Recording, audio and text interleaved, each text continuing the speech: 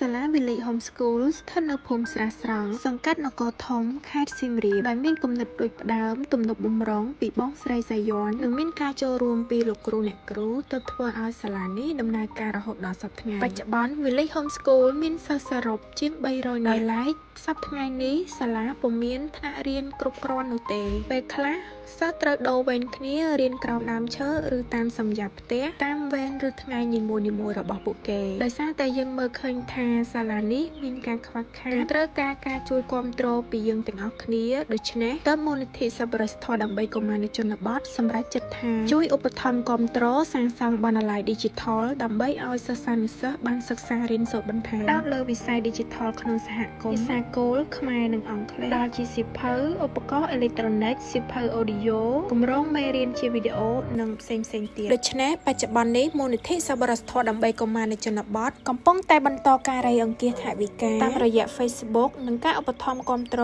ពីស្ថាប័ននានាដើម្បីឲ្យគម្រោងបណ្ណាល័យនគរធំមួយនេះសម្រេចបានជោគជ័យ យើងនឹងបើកសម្ពោធដំណើរការនៅដើមខែឧសភាខាងមុខនេះ សូមអរគុណ